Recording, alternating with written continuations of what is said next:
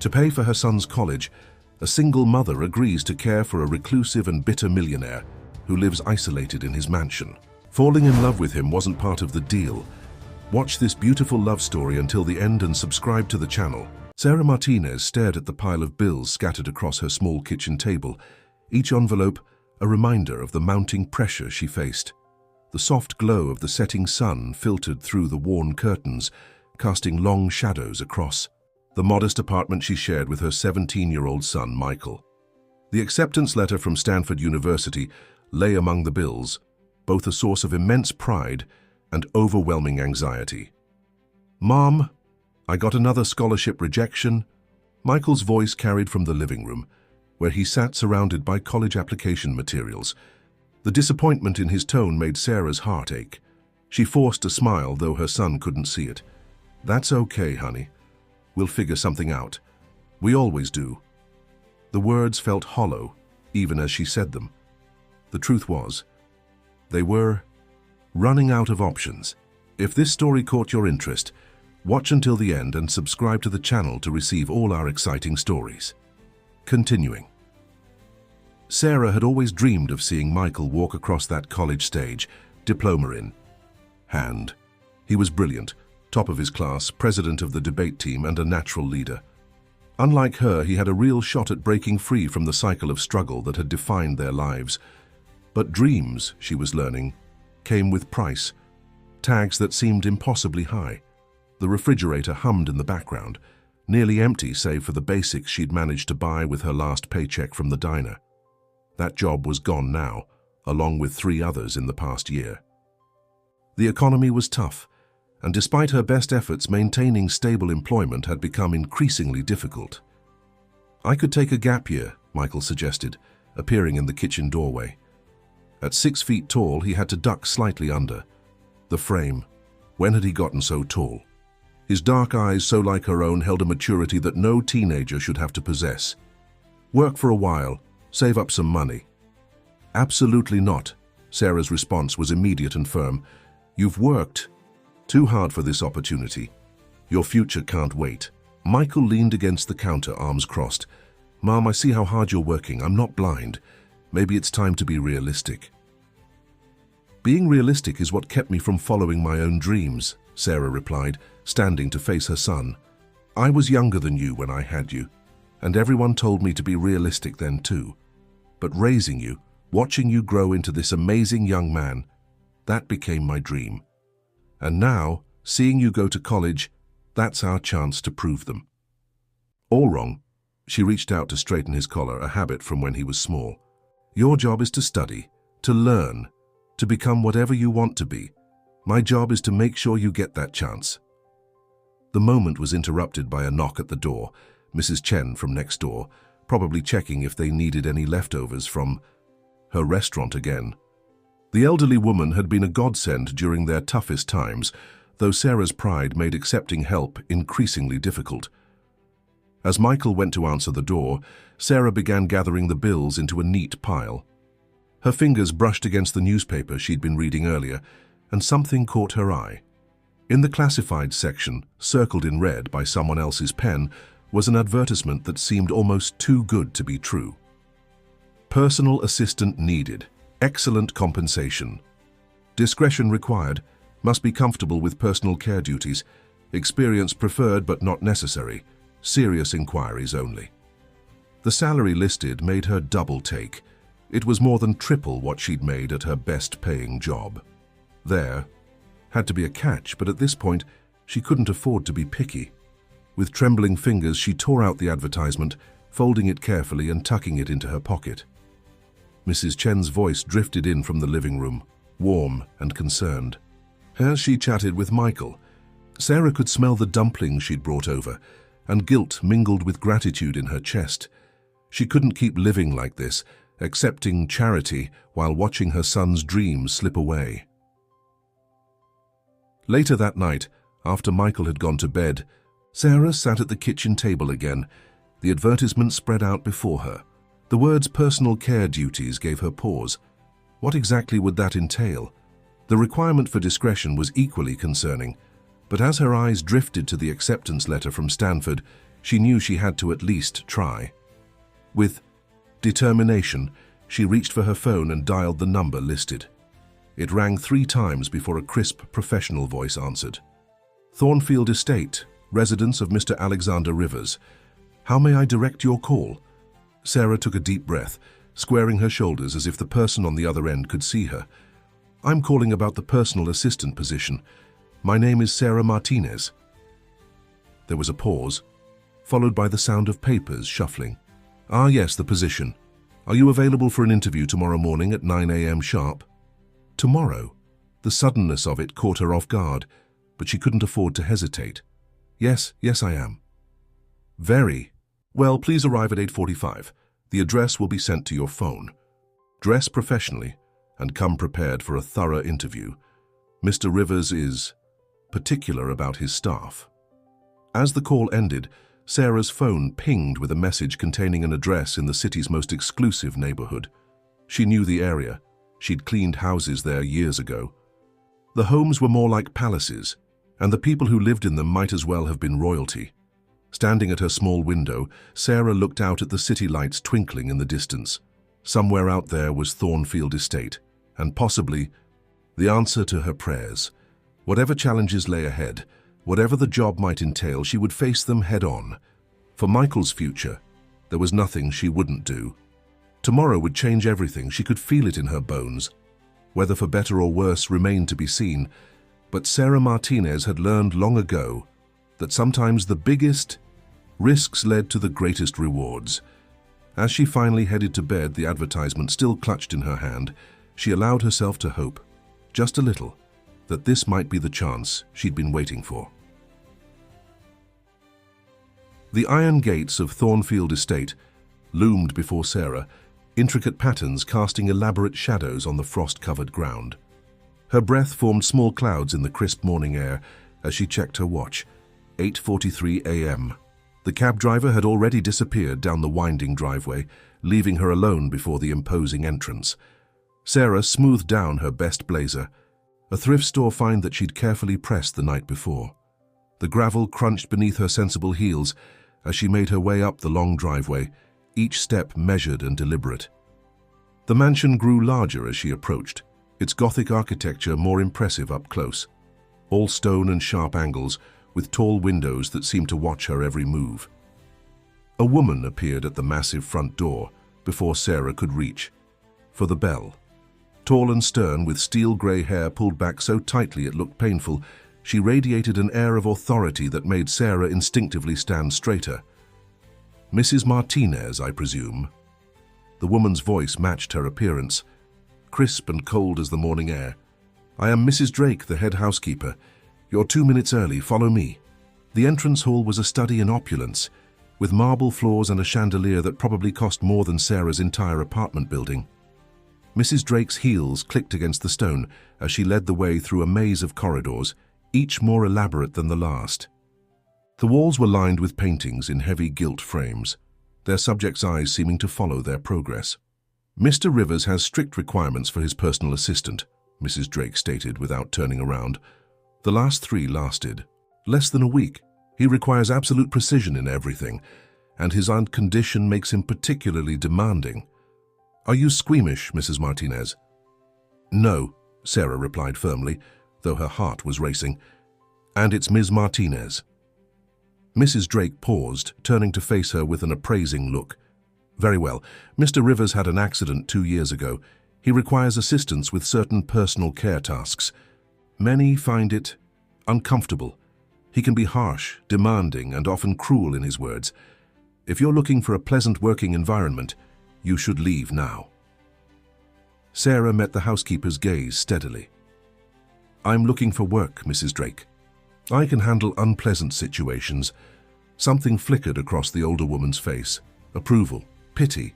Before Sarah could decide, Mrs. Drake had turned away again, leading her to a heavy wooden door at the end of a long hallway. "Wait here," she commanded, disappearing inside. Sarah stood in the hallway, examining her reflection in a nearby mirror. Dark eyes stared back at her, determined despite the nervous flutter in her stomach. She could do this. She had to do this. "Enter," a male voice called from within, deep and commanding. The study was a vast room, lined floor to ceiling with books.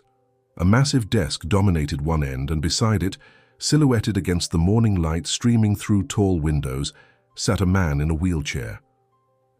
Alexander Rivers cut an imposing figure even seated.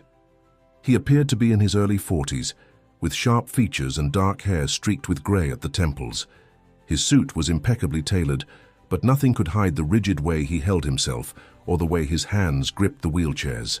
"Armrests, so," he said, his voice carrying the crisp accent of old money and expensive education. "You're here about the position." It wasn't a question. His eyes and startling shade of grey studied her with clinical detachment. "Yes, Mr. Rivers, I saw your advertisement." "Why?" he cut her off. "Why would you want this position? You have no experience in personal care, according to your hastily compiled resume.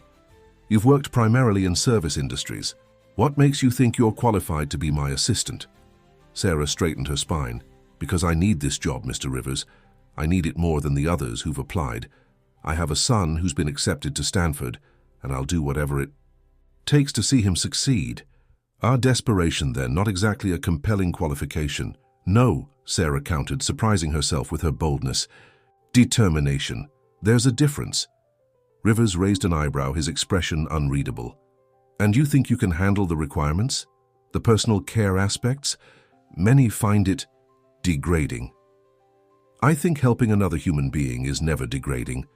Mr. Rivers, what I find degrading is watching my son's dream slip away because I can't provide for him." A heavy silence fell over the room. Rivers wheeled his chair closer, and Sarah noticed the careful way he moved, the slight tremor in his hands that he tried to hide. "You're either very brave or very foolish, Ms. Martinez. Possibly both." He reached for a folder on his desk. "The position requires you to live on-site 5 days a week. You'll have weekends free. The salary is as advertised, with full benefits. You'll assist me with daily tasks, manage my schedule, and help with physical therapy sessions, which I generally refuse to attend. Still interested?" Sarah thought of Michael, of Stanford, of all the dreams that suddenly seemed within reach. "Yes, Mr. Rivers, I am." He studied her for another long moment, his expression inscrutable. "Very well. Mrs. Drake will show you out. If you still want the position after everything you've heard, return tomorrow morning at 7 a.m. sharp. We'll have a trial period of 1 week. Don't make me regret this, Ms. Martinez." As Sarah followed Mrs. Drake back through the maze of corridors, she could still feel Rivers' penetrating gaze on her back. She had gotten the job, but something told her that entering Thornfield Estate would change her life in ways she couldn't begin to imagine. The mansion's shadows seemed deeper now, its secrets closer to the surface, and somewhere above she could have sworn she heard the sound of footsteps, though Mrs. Drake had said they were alone on this floor. Sarah arrived at Thornfield Estate the next morning with a small suitcase and a heart full of determination. The morning mist still clung to the grounds, giving the mansion an ethereal quality that made it seem even more imposing than the day before. This time it was Mrs. Drake who waited at the iron gates, keycard in hand. "Your room is in the east wing," the housekeeper explained as they walked through the grounds. "Staff quarters are separate from the main house, but you'll have a connecting passage for easy access. Mr. Rivers may need assistance at any hour." The staff quarters were surprisingly comfortable, though modest compared to the main house. Sarah's room was simple but elegant, with a small sitting area and an ensuite bathroom. A uniform hung in the closet, crisp black pants and white blouses, along with comfortable shoes suitable for long hours of standing. "Change quickly," Mrs. Drake instructed. "Mr. Rivers takes breakfast at precisely 7:30. He expects you to join him. He likes to discuss the day's schedule over morning coffee." Sarah's hands trembled slightly as she buttoned the blouse. Through the window, she could see the sprawling gardens, beautiful even in their winter dormancy. Something caught her eye. A figure moving between the hedges, too quick to identify. When she looked again, no one was there. The main dining room was cavernous, with a table long enough to seat 20. Mr. Rivers sat at one end, his wheelchair positioned at the head of the table. He didn't look up when Sarah entered, focused instead on a tablet propped before him. "You're 30 seconds late, Ms. Martinez," his voice carried across the empty space. "Punctuality is not optional here." "I apologize, Mr. Rivers. It won't happen again." He finally looked up, those penetrating grey eyes studying her new appearance. "Sit. Coffee?" Before she could answer, a maid appeared silently at her elbow, pouring coffee into a delicate china cup. Sarah noticed that Rivers' own cup had a slightly different design, with a modified handle that seemed easier to grip. "Your primary duties," Rivers began, sliding a tablet across the table to her, "are outlined here. Schedule management, correspondence, assisting with physical therapy, which, as I mentioned, I generally avoid, and personal care tasks. You'll find everything itemized." Sarah scrolled through the list, trying to keep her expression neutral. The personal care tasks were indeed intimate, helping with bathing, dressing, physical support during transfers. No wonder the previous assistants had left. "Do you have questions?" Rivers asked, his tone suggesting he expected her to run. "Just one," Sarah replied, meeting his gaze. "The physical therapy, why do you avoid it?" A muscle twitched in his jaw. "That's not relevant to your duties, Ms. Martinez. You'll learn that there are many questions in this house better left unasked." As if to punctuate his statement, a loud crash echoed from somewhere above them. Rivers didn't flinch, but Sarah noticed his hands tighten on his armrests. "The old house settles," Mrs. Drake said smoothly, appearing from nowhere. "Ms. Martinez, after breakfast, I'll show you the medical supplies and emergency protocols." The rest of breakfast passed in tense silence. Sarah couldn't shake the feeling that she was being watched, not just by Rivers, but by the house itself. Portraits of stern-faced ancestors lined the walls, their eyes following her every movement. Later, as Mrs. Drake led her through the medical supply room, Sarah's mind wandered to Michael. She'd called him last night to explain the new arrangement, weekends at home, living at the estate during the week. He'd been worried but understanding, proud of her for finding a solution. "These are the emergency medications," Mrs. Drake was saying, opening a locked cabinet. "Mr. Rivers occasionally experiences muscle spasms. The pain can make him difficult." "What caused his condition?" Sarah asked, arranging supplies as instructed. Mrs. Drake's expression tightened. "That's not your concern. Just know that Mr. Rivers had a very different life before. He was. He was not always as you see him now." A shadow passed across the small window, drawing Sarah's attention. Again, she caught a glimpse of movement, a figure passing by, but Mrs. Drake seemed not to notice. The morning passed in a whirlwind of instructions and introductions to other staff members. Sarah met the cook, the groundskeeper, and various maids, all of whom regarded her with a mixture of pity and curiosity. No one, she noticed, spoke about Rivers directly. Her first real test came just before lunch. Rivers needed to transfer from his wheelchair to a more comfortable armchair in his study. Sarah approached as Mrs. Drake had instructed, positioning herself correctly. "I don't need your help," Rivers snapped, though his arms trembled with the effort of trying to move himself. "No, you don't need it," Sarah replied calmly. "But it's available anyway." Something flickered in his eyes. Surprise, perhaps? After a long moment, he nodded, allowing her to assist with the transfer. His body was tense under her touch, and she could feel the strength that still remained in his upper body, along with the frustration of needing help at all. As she stepped back, Sarah noticed something odd, a photograph on his desk, partially hidden behind others. It showed a younger Rivers, standing tall and confident beside a striking woman with auburn hair. The photo was cracked, as if someone had slammed it down in anger. "That will be all," Rivers dismissed her, but not before she saw the way his eyes lingered on the photograph. Later that afternoon, as Sarah organized medical supplies in a cabinet near Rivers' room, she heard it, a woman's laugh, clear as day, echoing through the empty hallway. She turned quickly, but there was no one there, just another empty corridor in an endless maze of them. "You'll get used to it," said a young maid passing by with linens.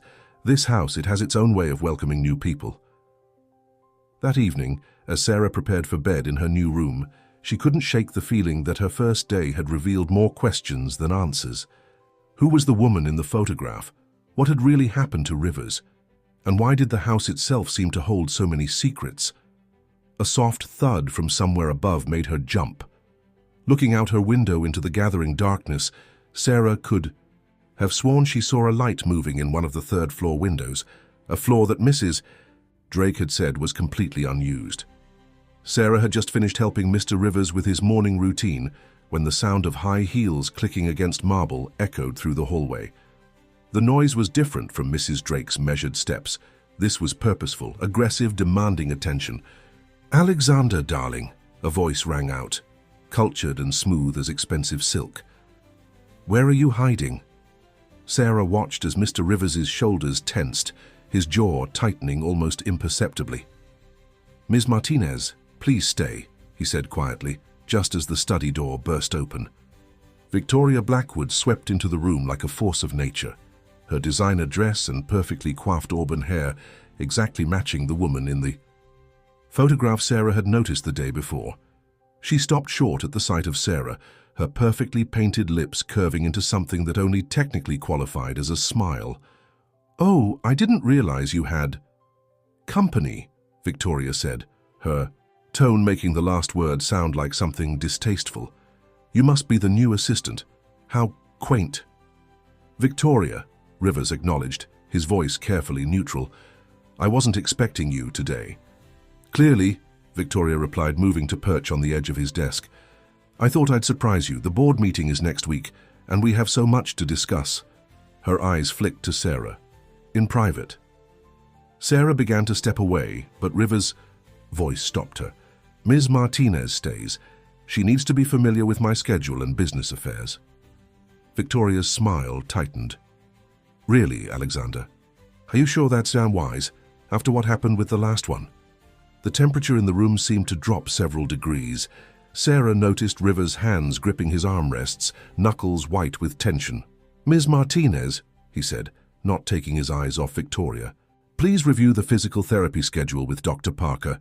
He should be arriving shortly." Sarah nodded, understanding the dismissal for what it was. As she left the room, she could feel Victoria's calculating gaze following her. In the hallway, Sarah paused, her mind racing. The last assistant? What had happened? And why did Victoria Blackwood seem so invested in Rivers' business affairs? The sound of raised voices drew her attention back to the study door, though she couldn't make out the words. Her movement at the end of the hallway caught her eye, Mrs. Drake standing perfectly still, watching the study door with an unreadable expression. "I see you've met Miss Blackwood," the housekeeper said quietly, approaching Sarah. "She was engaged to Mr. Rivers before the accident. Now she's a board member at his company, though some might say she's overstepped her bounds." "They're not together anymore." "No." Mrs. Drake's voice was careful, measured. "Things changed after the accident. Many things changed." "Before?" Sarah could ask more questions. The study door flew open. Victoria emerged, her composure slightly ruffled. She stopped when she saw Sarah and Mrs. Drake. "Oh good, the help," she said, her smile razor-sharp. "A word of advice, dear. Don't get too comfortable. This position has a rather high turnover rate. Isn't that right, Mrs. Drake?" The housekeeper's face remained impassive. "The physical therapist has arrived, Ms. Blackwood. Shall I show you out?" Victoria waved her hand dismissively. "No need. I know my way around. I always have." She paused beside Sarah, lowering her voice. "He may seem different now, but don't be fooled. Alexander Rivers is not a man to be saved. The sooner you learn that, the better." After Victoria's departure, Sarah found Rivers still in his study, staring out the window at the gardens below. The morning sun cast harsh shadows across his face, highlighting the tension in his features. "I apologize for Victoria's behavior," he said without turning. "She can be difficult." "It's fine, Mr. Rivers. I've dealt with difficult people before." He turned his wheelchair to face her, his expression contemplative. "Have you? Somehow I doubt you've encountered anyone quite like Victoria Blackwood. She's like a hurricane in expensive heels. Destructive but so mesmerizing people often don't notice the damage until it's too late." Sarah thought about the photograph on his desk, about the way Victoria had claimed such familiar territory in this space. She seems very involved in your business affairs. Too involved, he muttered, then caught himself. That will be all, Ms. Martinez. Dr. Parker is waiting in the physical therapy room, though I suspect today's session will be another waste of his time. As Sarah turned to leave, a loud crash came from upstairs, followed by the sound of breaking glass. Rivers didn't react, but Sarah saw Mrs. Drake hurry past the study door, moving faster than her usual measured pace. "The house settles," Rivers said, echoing Mrs. Drake's words from before. But this time, Sarah noticed something different in his tone. Not dismissal, but something almost like worry. Later that evening, as Sarah organized the medical supplies, she found a note tucked between the bandages.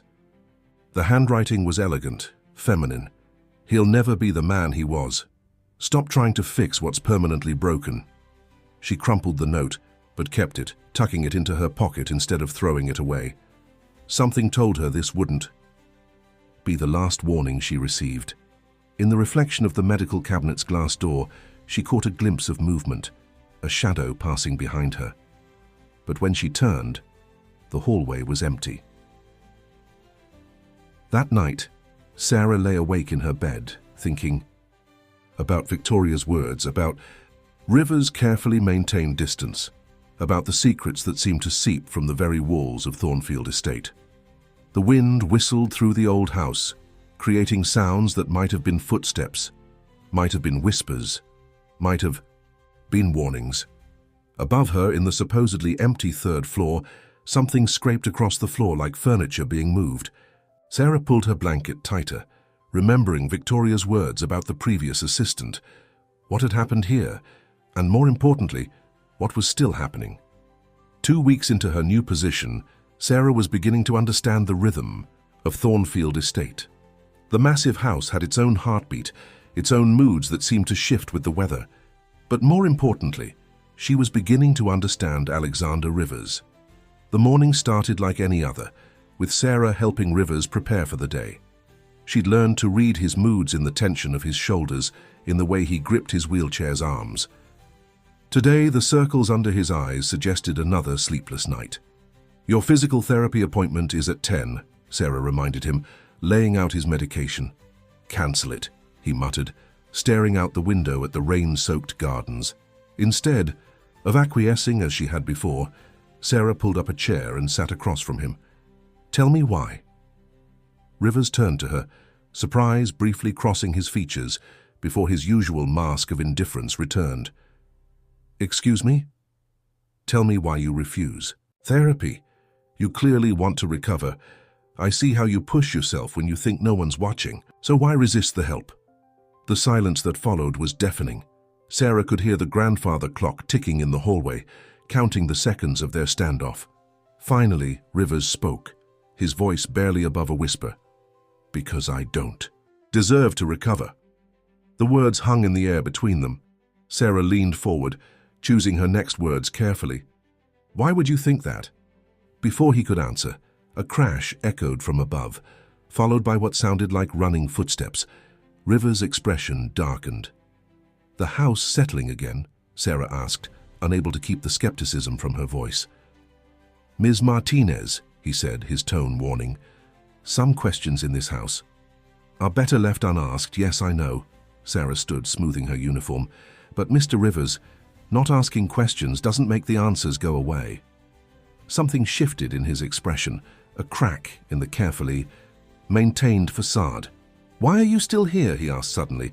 "Victoria's notes, the strange occurrences, the demands of the job. Why haven't you left like the others?" Sarah thought about Michael, about his dreams of Stanford. But there was something else now, something she wasn't quite ready to acknowledge. "Because I see you," she said simply. "Not the wheelchair, not the anger, not the walls you've built. I see you." Rivers wheeled his chair closer, studying her face as if searching for deception. You can't possibly—" A knock at the door interrupted them. Mrs. Drake entered, her usual composed demeanor slightly ruffled. "Mr. Rivers, there's been an incident in the East Wing, water damage from the storm, and—" She hesitated, glancing at Sarah. "And?" Rivers prompted. Some of your personal items were damaged, including certain photographs. Rivers' reaction was immediate. His face paled and his hands began to tremble. Show me. As Mrs. Drake led them to the east wing, Sarah noticed something odd. Despite the claimed water damage, the floors they crossed were completely dry. The storm outside had intensified, lightning illuminating the corridors in brief, harsh flashes. The room in question was Rivers' private study, not the one he usually used, but a smaller, more personal space. Books and papers were strewn about, and several framed photographs lay shattered on the floor. But Sarah noticed something else. The water pattern on the walls didn't look like storm damage. It looked deliberate. Rivers wheeled himself to the largest broken frame. Sarah watched as he carefully lifted the photograph from the shards of glass. It showed him standing on what appeared to be a mountain peak, triumphant and whole. I climbed every major peak in North America, he said quietly, almost to himself. People said it was reckless doing it alone, but I never felt more alive than on those mountains. Sarah knelt beside his wheelchair, helping to gather the broken pieces. The accident, she said softly. It happened during a climb. He laughed, but there was no humor in it. No, that would have been too poetic. The accident... He stopped, his hands tightening on the photograph. The accident shouldn't have happened at all. A sudden gust of wind blew through the room, though Sarah could see no open windows. Papers swirled around them, and one landed in her lap. A newspaper clipping she caught only a glimpse of before Mrs. Drake snatched it away. But the headline burned in her mind. Rivers Industries Heir in Mysterious Fall. Mrs. Drake, Rivers said, his voice tight with controlled emotion. Please have these photographs. Restored if possible. Ms. Martinez, you'll accompany me to the physical therapy session. Sarah blinked in surprise. You'll go? Yes. He turned his chair toward the door. You were right. Not asking questions doesn't make the answers go away. Neither does hiding from them. As they made their way to the therapy room, Sarah felt a shift in the air around them. Something had changed. A barrier had begun to crack. But as they passed a darkened hallway, she caught a glimpse of someone watching them, a figure with auburn hair who vanished when lightning flashed again. That evening, Sarah found another note in her room. You're getting too close. He'll only bring you down with him. But this time the warning didn't feel as threatening. Instead, it felt desperate, as if whoever was leaving these messages was losing their grip on something they'd long controlled. Later, as she helped Rivers prepare for bed, she noticed him watching her with a different expression, something softer than his usual guarded look. Thank you, he said quietly, for not being afraid to ask the questions. Sarah smiled, adjusting his pillows. Thank you for beginning to answer them. As she left his room, the storm outside began to ease, and the house seemed to settle into a different kind of silence. But in the supposedly empty third floor above, someone paced back and forth, their footsteps echoing with increasing agitation. The mysteries of Thornfield Estate were far from solved, but for the first time, Sarah felt like she was getting closer to the truth. Sarah was reviewing Rivers' medication schedule when Mrs. Drake burst into the study, her usual composure notably disturbed. Ms. Martinez, there's a young man at the gate. He says he's your son. Sarah's heart skipped a beat. Michael? But he's supposed to be in school. Rivers looked up from his papers, his expression unreadable. Go, he said simply. Family matters take precedence. Running through the rain-slicked gardens, Sarah found Michael at the front gate, his school backpack slung over one shoulder. His face lit up when he saw her, but she could tell something was wrong. Mom! He hugged her tightly as Mrs. Drake opened the gate. I needed to see you. They're saying I might lose the scholarship. What? Why? Sarah's mind raced with panic. The scholarship was crucial to their Stanford plans. There was a mistake in the paperwork. They need additional documentation by tomorrow, and I couldn't reach you on your phone. Michael looked around, taking in the grandeur of Thornfield Estate. This place is incredible.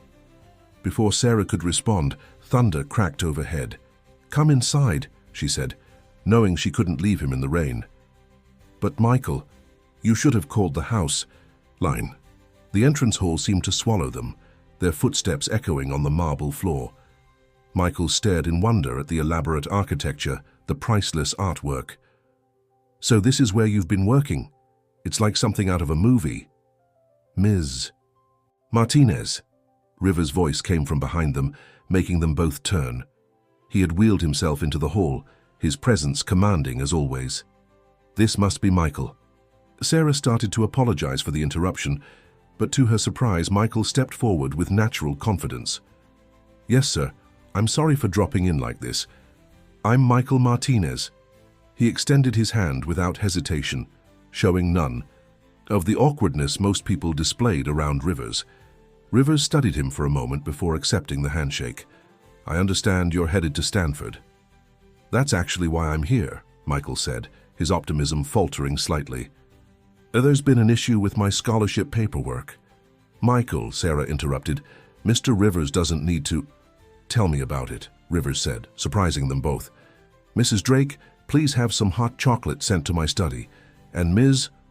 Martinez, your son is soaking wet. Perhaps find him something dry to wear. 20 minutes later, Michael sat in Rivers' study, wearing borrowed clothes that were slightly too large, clutching a mug of hot chocolate. He'd pulled out his laptop, showing Rivers the scholarship documentation. See, they're saying they need proof of hardship for the past 5 years, but some of our old tax records were lost when we moved, and the deadline is tomorrow. Rivers wheeled closer to the laptop, his business mind engaging. This is a simple administrative issue. Sarah, Ms. Martinez, do you authorize me to make a call? Sarah nodded, still stunned by this unexpected side of her employer. Rivers picked up his phone, his tone shifting to one she recognized from his business calls. James, Alexander Rivers, I need a favor regarding a Stanford scholarship. Yes, for Michael Martinez. While Rivers handled the call, Michael wandered the study, stopping at a chess set displayed on a side table. Do you play, sir? Rivers ended his call, turning to Michael. I used to. Not anymore. Why not? Michael asked with the direct curiosity of youth. The pieces don't care if you're in a wheelchair. Sarah held her breath, but instead of his usual sharp response to personal questions, Rivers actually smiled.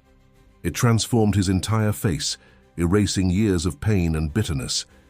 You sound like your mother, he said. She also has a talent for uncomfortable truths.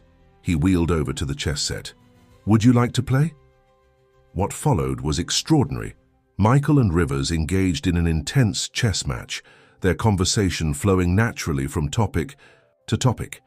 Sarah watched as her usually guarded employer laughed at Michael's jokes, asked about his dreams for college, and even shared stories about his own university days. Checkmate, Michael finally said, grinning. Well played, Rivers acknowledged, looking more relaxed than Sarah had ever seen him. So you have a good strategic mind. Mom taught me, Michael said proudly. She used to play chess with me in the park when we couldn't afford other activities.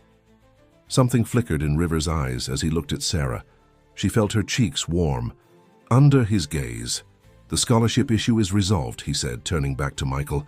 My lawyer will email the necessary documentation within the hour. Thank you, sir. Michael's face lit up. Then, to everyone's surprise, he pulled a folded paper from his backpack. Here, I made this during art class. It's not much, but it was a sketch of the mansion, beautifully detailed despite its simplicity. Rivers held it carefully, his hands trembling slightly. You have talent, he said softly. This is... Thank you. Later, as Sarah walked Michael to his taxi, he turned to her with a knowing look. He's different from what I expected, Mom. The way he looks at you... Michael, she warned, but he just smiled. I'm just saying maybe this job is more than just a way to pay for college. Back inside, Sarah found Rivers in his study, still holding Michael's sketch. The usual tension in his shoulders had returned. But something else lingered, a softness she'd never seen before. Your son is remarkable, he said without looking up. You've done an extraordinary job raising him alone. Thank you, Sarah replied, her voice thick with emotion. The scholarship paperwork will be finalized tomorrow. I've also set up a small educational trust to cover any additional expenses. He held up a hand as she started to protest. Consider it compensation for beating me at chess by proxy. As Sarah left the study that night, she heard something unusual. Rivers was humming softly to himself as he examined Michael's sketch again. But the peaceful moment was broken by a crash from upstairs, followed by the sound of breaking glass. Mrs. Drake appeared at her elbow. "I'll handle it," she said quickly, "but Ms. Martinez, be careful. The house doesn't always approve of changes." Sarah glanced up at the third floor, where a shadow passed by a window. For the first time, she wondered if the real threat to her position wasn't Victoria Blackwood, but something else entirely, something that lived in the very walls of Thornfield Estate, watching, waiting, and growing increasingly agitated. The change in Alexander Rivers was subtle but unmistakable. In the days following Michael's visit, he attended every physical therapy session without complaint. Sarah would catch him studying Michael's sketch of the mansion, a thoughtful expression softening his usually stern features. But with these changes came new tensions, like storm clouds gathering on the horizon. Victoria Blackwood's arrival was announced by the sharp click of heels and the scent of expensive perfume. She burst into Rivers' study during a physical therapy session, her face flushed with barely contained anger. "A trust fund?" she demanded, waving a document. "For the help's son? Have you completely lost your mind, Alexander?" Rivers continued, his exercises not bothering to look at her. "I wasn't aware I needed your approval for my personal financial decisions, Victoria." "Personal? There's nothing personal about this.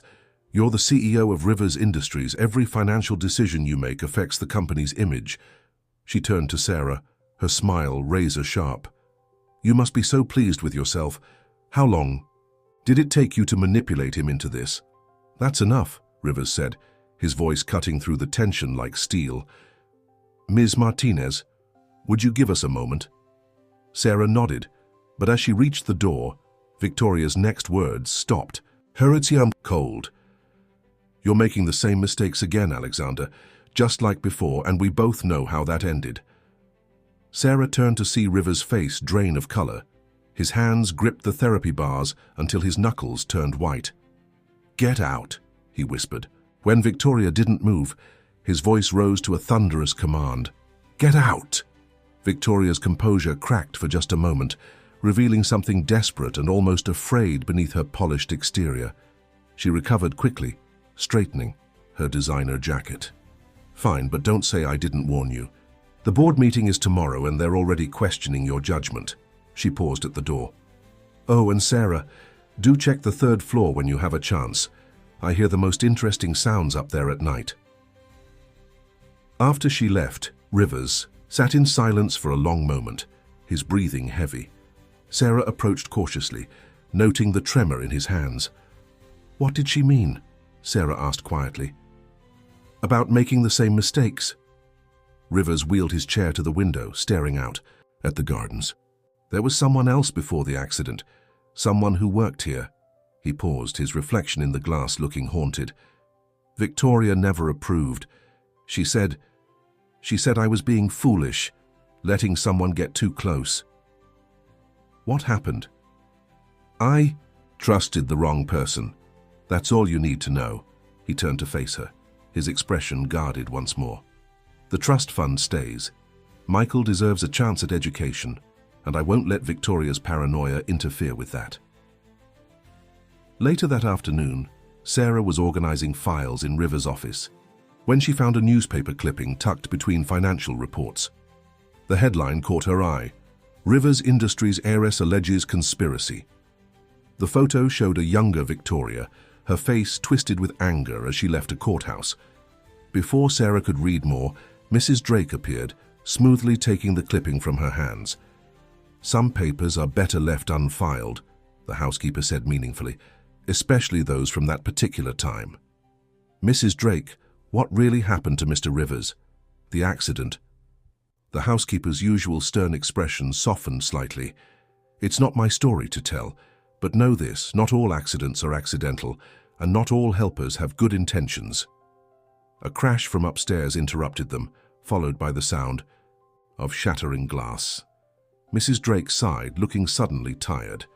"The activity is getting worse," she murmured, almost to herself. "It always does when things start to change. What activity? Who's up there?" But Mrs. Drake was already hurrying away, her keys jingling as she headed toward the stairs. Sarah followed the sound of breaking objects to the third floor, but found the door locked. Through the keyhole, she caught a glimpse of movement, a flash of fabric, a shadow passing. That evening, as Sarah helped Rivers prepare for bed, she noticed new determination in his posture. He was making progress in therapy, slowly regaining strength in his legs. "Victoria's wrong," she said suddenly. "About the trust fund, about everything. Helping someone doesn't make you weak." Rivers looked at her for a long moment. "No," he agreed softly, "but trusting the wrong person can destroy you." He hesitated, then added, "Sarah, be careful. Victoria isn't the only threat in this house." The use of her first name sent an unexpected warmth through her chest. But before she could respond, a woman's scream echoed from above, followed by the sound of running footsteps. Rivers' face went pale. "Go to your room," he ordered.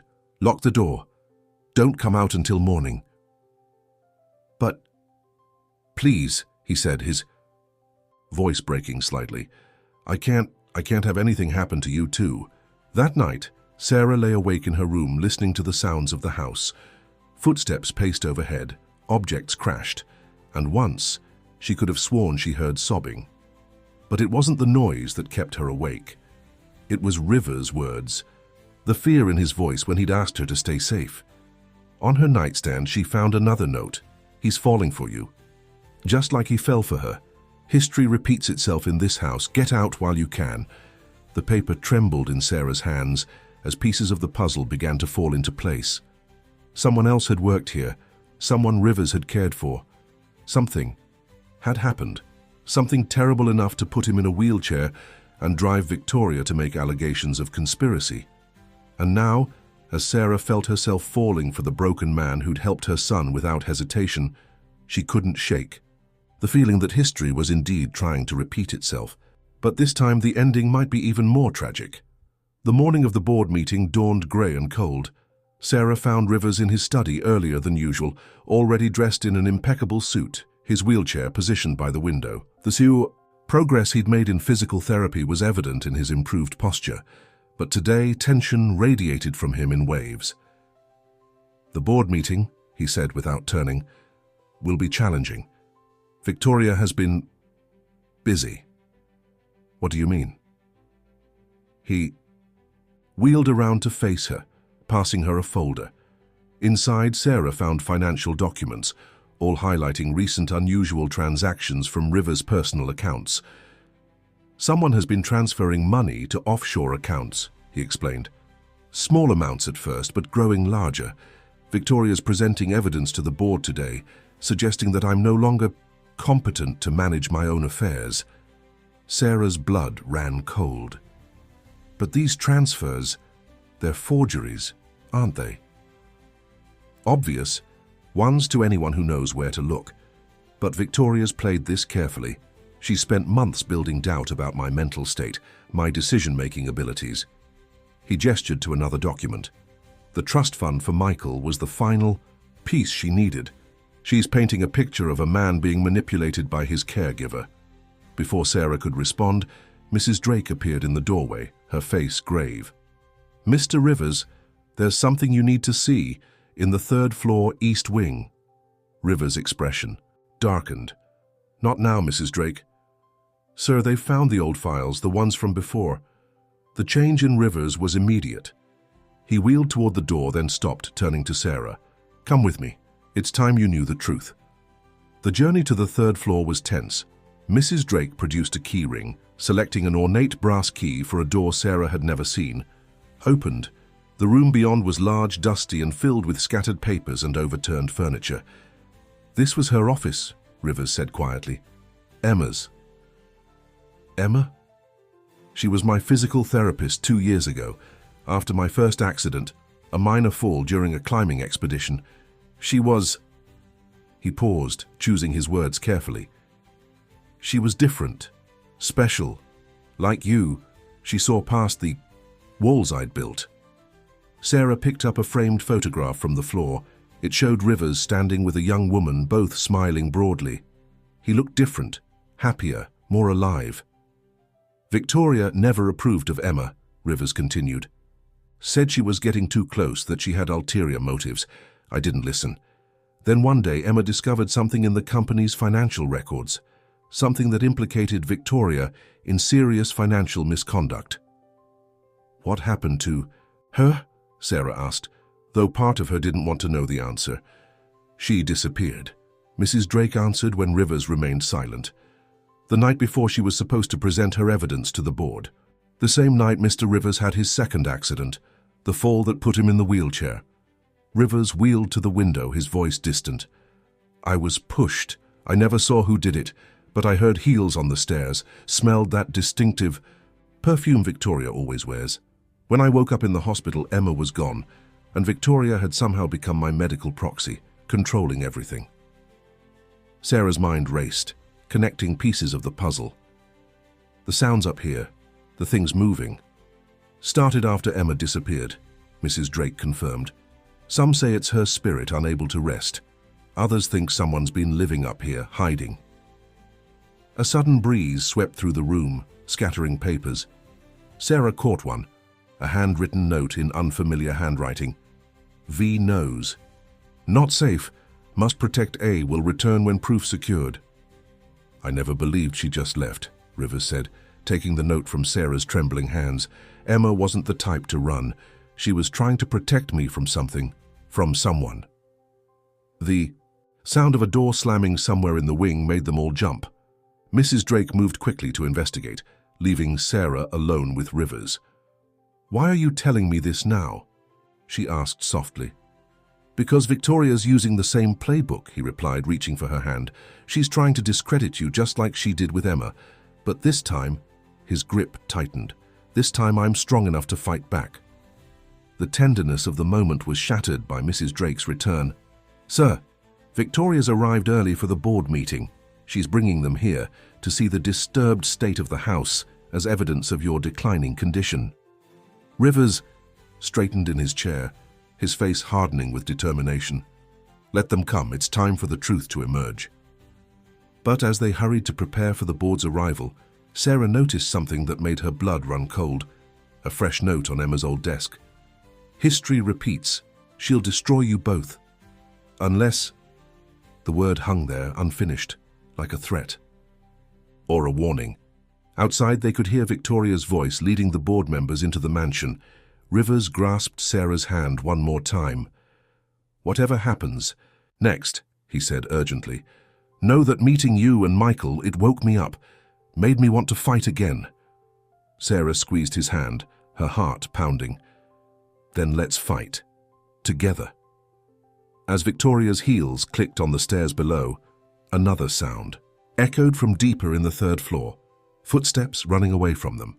Sarah could have sworn she caught a glimpse of someone disappearing around a corner, someone who looked remarkably like the woman from the photograph with Rivers. The mystery of Emma's disappearance suddenly felt very much alive, and Sarah realized that the real danger might not be Victoria's financial schemes, but the length she would go to keep her secrets buried. The house seemed to hold its breath, waiting for the confrontation to come. Victoria swept into the third floor with an entourage of board members, her red heels clicking against the wooden floors like a countdown. Her perfectly composed face showed just a hint of surprise at finding Rivers and Sarah already there, but she recovered quickly. As you can see, gentlemen, she gestured dramatically around the disheveled room, this is the state of Thornfield Estate under Alexander's current supervision. A once pristine historical property, now falling into disrepair. The board members murmured among themselves, taking in the scattered papers and overturned furniture. Rivers remained still, his face impassive, but Sarah could see his hands gripping the wheelchair's armrests. And here, Victoria continued, producing a folder, we have evidence of concerning financial decisions. Impulsive spending, questionable transfers, and most recently a trust fund established for the son of a domestic employee he's known for barely a month. "If I may," Rivers spoke, his voice steady and commanding. The board members turned to him, and Sarah saw several of them straighten instinctively. Despite the wheelchair, his presence remained powerful. "Before we continue this theatrical performance, I'd like to direct your attention to some other documents." He nodded to Sarah, who distributed folders she'd prepared earlier. "These are the real financial records of Rivers Industries for the past 3 years. You'll notice some interesting discrepancies, particularly in accounts managed directly by Ms. Blackwood." Victoria's smile faltered slightly. "Alexander, don't embarrass yourself further." "Page 3, Rivers continued, ignoring her. "You'll find evidence of systematic embezzlement dating back to before my accident. Money siphoned through shell companies, all leading back to accounts controlled by Victoria." The room erupted in murmurs. Victoria's composure cracked further, her hands clenching into fists. "This is ridiculous," she snapped. "You're proving my point about your mental state. These accusations are supported by evidence Emma Thompson gathered 2 years ago," Rivers cut in. The name fell like a bomb in the room. Evidence she was planning to present to this very board the day she disappeared. One of the older board members stepped forward, adjusting his glasses. "Ms. Thompson, wasn't she the therapist who abandoned her position?" "Abandoned?" Sarah spoke up, unable to stay silent. "Or was forced to run?" She pulled out the note they'd found earlier, showing it to the board. "This suggests she found something that made her fear for her safety." Victoria's laugh was sharp and brittle. "Oh, this is perfect. Now the new little helper is dredging up ancient history. What's next? Ghost stories?" As if in answer, a loud crash came from deeper in the wing, followed by the sound of running footsteps. Several board members jumped. Victoria's face went pale. "Just the house settling," she said quickly. "This old place is full of strange sounds." "No," came a new voice from the doorway. "Not just sounds." Mrs. Drake stood there, and beside her was a woman Sarah had only seen in photographs. Emma Thompson. She looked different now, thinner and more worn, but her eyes were fierce with determination. Victoria took an involuntary step backward. This is impossible." "I've been here all along," Emma said, stepping into the room. "Living in the hidden passages of this old house, gathering evidence, waiting for the right moment. Victoria didn't just steal from the company. She orchestrated Alexander's accident when I threatened to expose her." The board members erupted in shocked exclamations. Victoria's face contorted with rage. "You can't prove any of this." "Actually," Emma produced a small recording device. "I can. I've spent 2 years documenting everything, including your conversations with your conspirators about the accident you arranged." Rivers sat completely still, his eyes fixed on Emma. "You stayed," he whispered. "All this time." "I couldn't leave you unprotected," she replied softly. "But I needed proof to take her down. Completely. When Sarah arrived, when I saw how she was helping you heal, I knew it was finally time." Victoria looked around wildly like a cornered animal. "This is all fabricated. She's been hiding in the house like some kind of deranged stalker, and you're going to believe her?" "Along with the financial records," Emma continued calmly, "I have surveillance footage, phone records, and sworn statements from your co-conspirators. They were quite willing to talk once they realized you were planning to betray them too." The day oldest board member stepped forward, his face grave. "Ms. Blackwood, I think it's time you accompanied us to discuss these allegations with the company's legal team." Victoria's composure finally shattered completely. "You fools!" she snarled. "Everything I did was to protect this company. Alexander was going to ruin us with his charitable impulses, his soft heart. The accident was meant to put me in control, to preserve the Rivers legacy. And you," she turned to Sarah, "you're just like her, trying to change him, making him weak." "No." "Victoria," Rivers said, his voice heavy with authority, "you never understood. Compassion isn't weakness. It's the kind of strength you could never comprehend." 2 board members moved to escort Victoria from the room. As she passed Sarah, she stopped for just a moment. "This isn't over," she hissed. People like you don't belong in our world. You'll never fit." "Maybe not in your world," Sarah replied calmly, "but I fit perfectly in his." After Victoria was led away, the room fell into stunned silence. Emma approached Rivers cautiously. "I'm sorry I couldn't tell you I was here," she said. "It wasn't safe until I had everything documented." Rivers nodded slowly. "You protected me at great cost to yourself. I can never repay that debt. Seeing you recover, watching you find happiness—" Again, Emma glanced at Sarah with a knowing smile. "That's repayment enough." As the board members filed out to deal with the aftermath of Victoria's exposure, Sarah felt Rivers take her hand. The touch was gentle but sure, like he'd finally allowed himself to reach for what he wanted. "Stay," he said softly, looking up at her.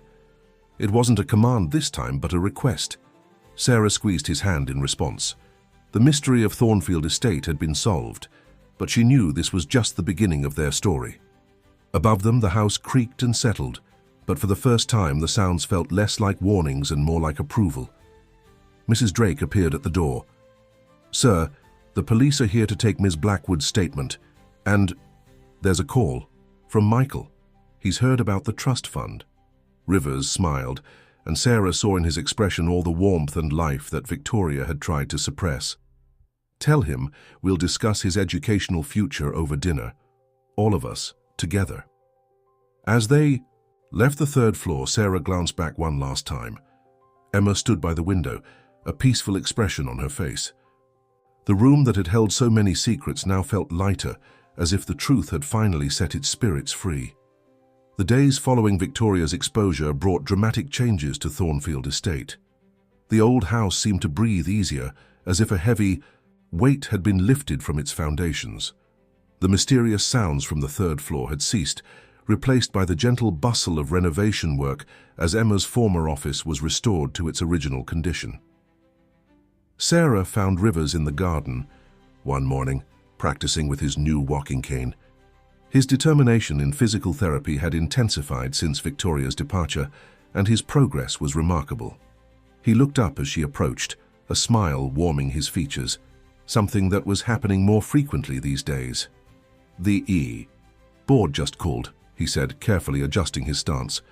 "They've reviewed all of Emma's evidence. Victoria's facing serious charges, and her assets have been frozen." "How are you feeling about everything?" Sarah asked, noticing the mix of emotions crossing his face. "Honestly?" He took a few measured steps, his movements becoming more confident. "I feel like I've woken up from a long nightmare.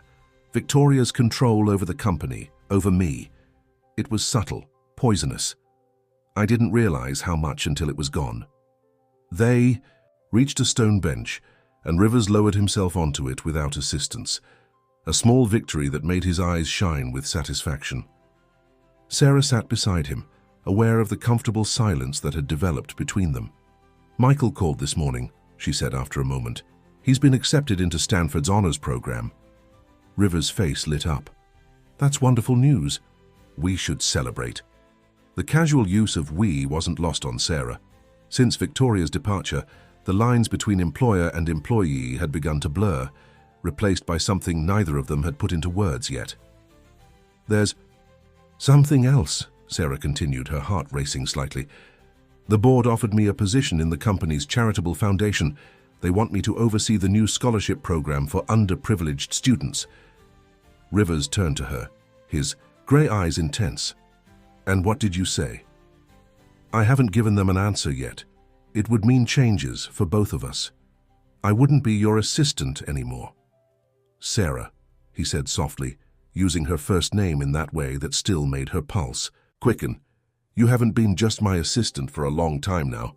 Before she could respond, Emma appeared on the garden path carrying a stack of files. Since emerging from hiding, she had taken on a role helping to restructure the company's charitable initiatives. The board, impressed by her dedication and integrity, had insisted on compensating her for the 2 years she spent gathering evidence. "Sorry to interrupt," she said, smiling knowingly at their close proximity on the bench, "but the contractor needs to discuss the renovations for the East Wing." "The renovations can wait," Rivers replied, not taking his eyes off Sarah. "There's something more important we need to discuss." Emma's smile widened. "I'll tell them to come back later." As she turned to leave, she caught Sarah's eye and gave her an encouraging wink. Once they were alone again, Rivers took Sarah's hand. His touch was warm, confident, so different from the angry, isolated man she'd met months ago. "I've been thinking about changes," he said carefully, "about the future. Michael will be starting college soon, and this house, it's too big for one person." Sarah's breath caught in her throat. "Alexander, let me finish," he said gently. "When you came here, I was lost in darkness. Victoria's manipulation, the accident, my own bitterness, I couldn't see a way out. But you and Michael, you brought light back into this place, into my life." A soft breeze rustled through the garden, carrying the scent of roses. From somewhere in the house, they could hear Mrs. Drake directing the renovation crew, her voice carrying its usual authority, but with a new warmth that had emerged since Victoria's departure. "I'm not offering you a job," Rivers continued, his voice growing more confident. "I'm offering you a home, a future, if you want it." Sarah looked at their intertwined hands, thinking about all that had changed since that first day she'd answered the mysterious job advertisement. The board members, they'll talk. Some of them still share Victoria's views about class differences.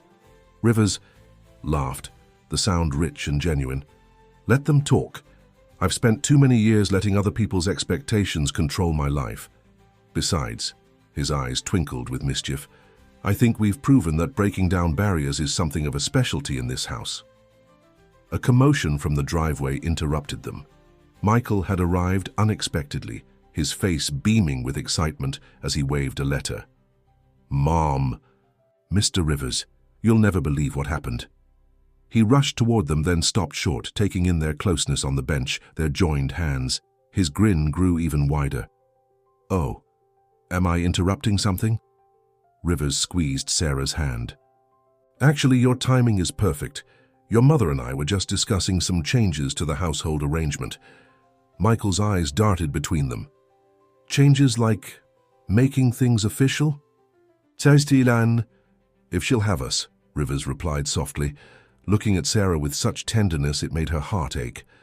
Sarah looked at her son's hopeful face, at the man beside her who had transformed from a bitter recluse into someone who fought for his own happiness at the grand old house that no longer felt imposing, but welcoming. The answer was simple.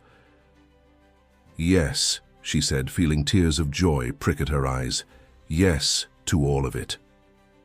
Michael whooped with delight, his college acceptance letter temporarily forgotten as he rushed to embrace them both.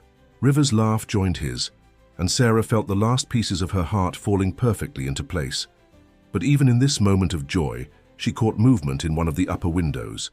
Emma watching with a satisfied smile, Mrs. Drake beside her, nodding in approval.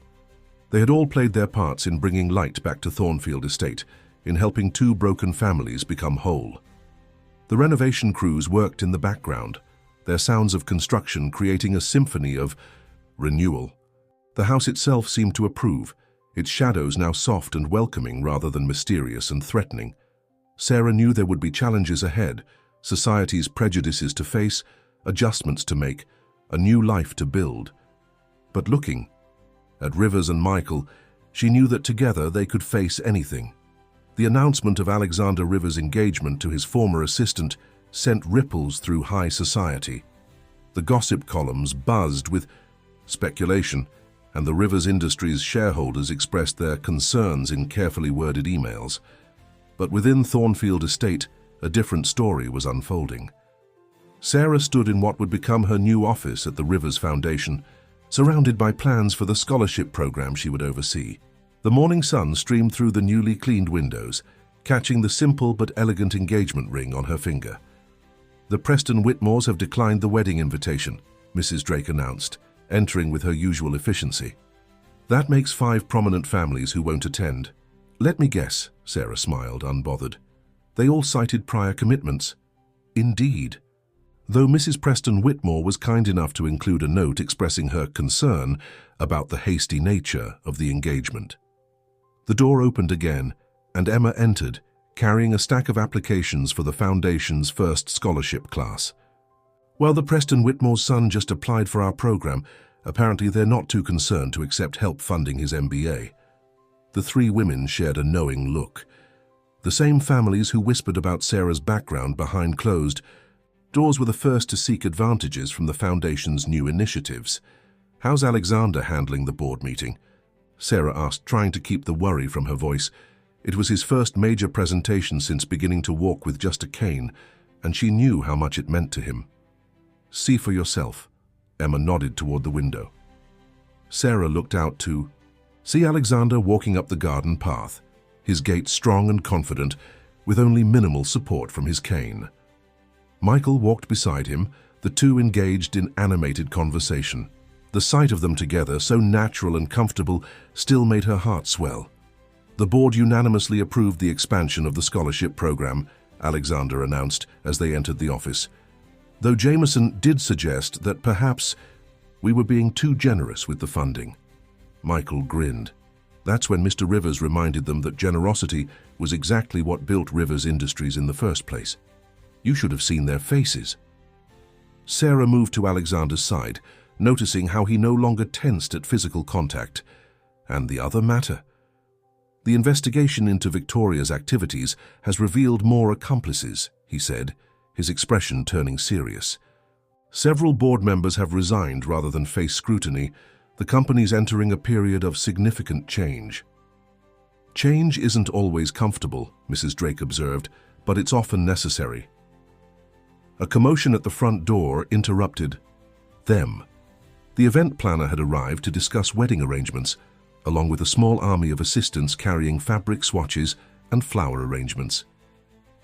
"Mrs. Rivers-to-be," the planner called out, her voice carrying down the hallway.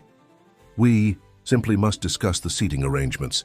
With so many declined invitations, we'll need to reorganize everything." "I'll handle this," Emma said with a conspiratorial wink. "You two have more important matters to attend to." Indeed, they did. Michael's Stanford orientation was approaching, and they had planned a family trip to help him settle in. It would be their first public appearance together, outside of business functions, a fact that hadn't escaped the Society columnist's notice. "Let them talk," Alexander said, reading Sarah's thoughts. "Their world of artificial constraints and social hierarchies is crumbling. They just don't know it yet." Michael picked up one of the declined invitations, reading it with amusement. "You know what's funny? These are the same people who looked down on Mom when she was cleaning their houses to put me through school. Now they're applying to her foundation for help." Sarah watched as Mrs. Drake efficiently organized the chaos of wedding preparations, as Emma deftly handled the overwhelming event planner, as her son and fiancé discussed plans for the foundation's future. This was her family now, unconventional perhaps, but stronger for having overcome adversity together. "Oh, and Sarah," Alexander added with a mischievous glint in his eye, "the contractor finished the renovations on the third floor. Emma's old office has been transformed into the perfect space for the Foundation's youth mentorship program." The symbolism wasn't lost on anyone. The very floor that had once housed secrets and pain would now be a place of opportunity and growth. Our letter arrived that afternoon. Another declined invitation, this one from Victoria's sister. But tucked inside was a note that made Sarah pause. "My sister was wrong about you. Perhaps it's time our society learned that worth isn't measured by bloodlines or bank accounts." Later that evening, as the sunset painted Thornfield Estate in warm golden light, Sarah found Alexander in their garden. He was practicing walking without the cane, each step more confident than the last. "Having second thoughts?" he asked, noticing her watchful gaze. "About joining this complicated world of mine?" Sarah took his hand, feeling the strength in his grip. "This isn't your world anymore," she said softly. "We're building our own." From inside, they could hear Michael playing the piano, a new hobby he'd taken up after discovering the instrument in one of Thornfield's many rooms. The melody drifted through the evening air, a perfect accompaniment to their moment of peace. "The society papers are calling it a modern fairy tale," Sarah mused. "The businessman and the housekeeper." Alexander laughed, pulling her close. "They've Got it wrong. It's not about status or transformation. It's about two people who helped each other heal, who chose to build something new together. Mrs. Drake appeared at the garden door, her usual stern expression softened by a small smile. Dinner is served, and Michael's Stanford roommate's family called. They'd love to attend the wedding. As they walked back to the house together, Sarah reflected on how far they'd come.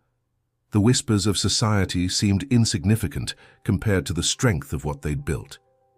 Thornfield Estate, once a place of secrets and shadows, now rang with laughter and possibility. The wedding invitations on her desk might have had many declined responses, but Sarah knew that the seats would be filled with people who understood true value. Emma, Mrs. Drake, Michael's friends, the families of scholarship recipients, people who had seen love transform lives. And really, what better guest list could a modern fairy tale ask for? The morning of the wedding dawned bright and clear, the autumn sun casting a golden glow over Thornfield Estate's gardens. Sarah stood at her old bedroom window one last time, watching as workers put the finishing touches on the ceremony space. The garden had been transformed into something out of a dream, with white roses climbing elaborate archways and soft ribbons dancing in the morning breeze. "Everything's ready," Emma announced, entering with Sarah's wedding dress. Though Mrs. Drake is still reorganizing the seating chart, apparently 3 more society families suddenly decided to attend, after all. Sarah laughed, turning from the window.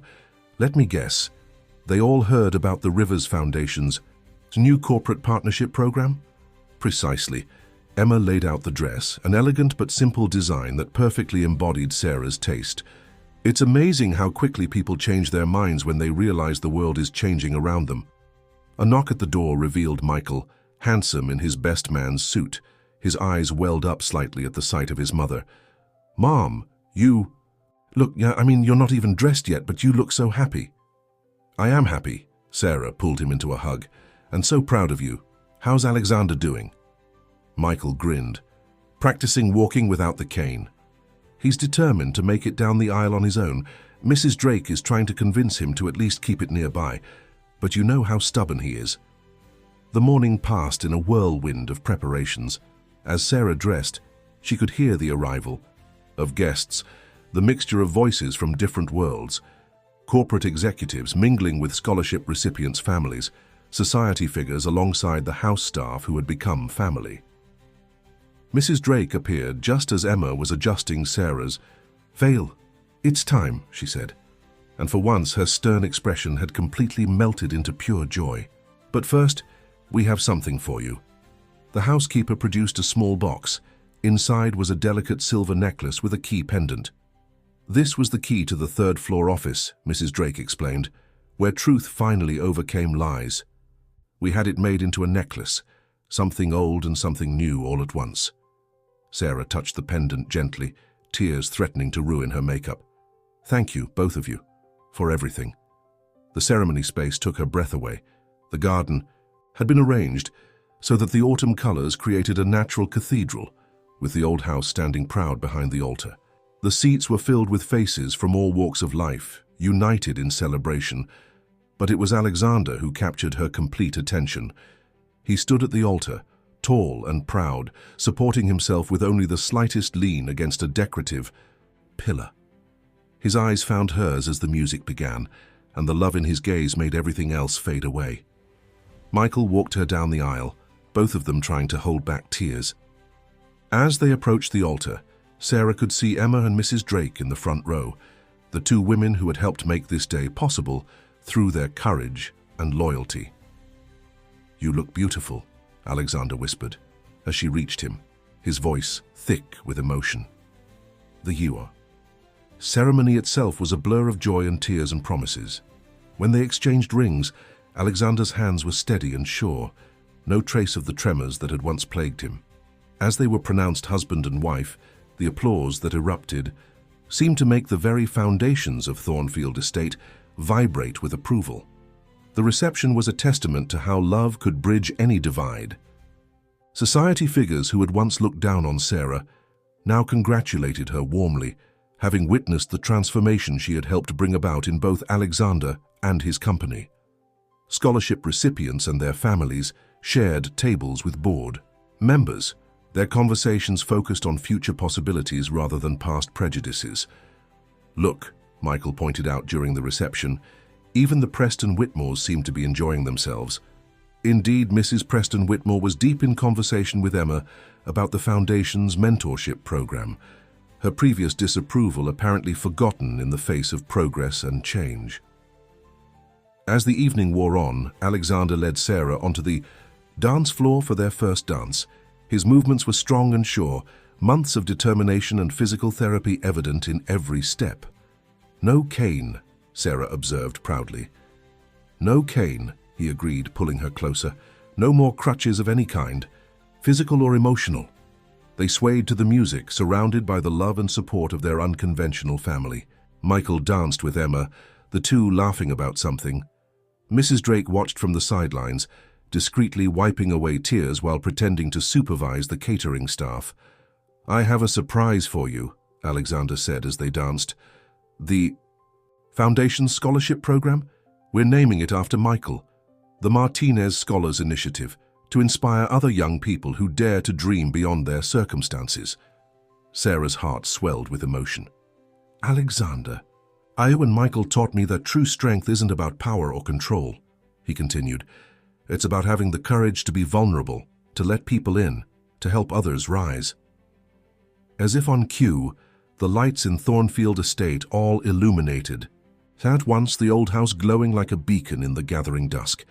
The third-floor windows, once dark and forbidding, now shone brightest of all.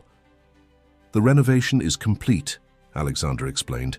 "The entire third floor has been converted into the Foundation's new youth center, a place of hope, not secrets." Later that night, as the celebration continued around them, Sarah and Alexander stood in their garden, taking a quiet moment together. The stars twinkled above, and the soft lights from the house created a warm glow. "You know," Sarah said, "when I first answered that job advertisement, I was desperate for a way to help Michael achieve his dreams. I never imagined that you'd end up with a husband, a foundation to run, and a house full of people who adore you." Alexander finished, smiling. "Love has a way of transforming everything it touches."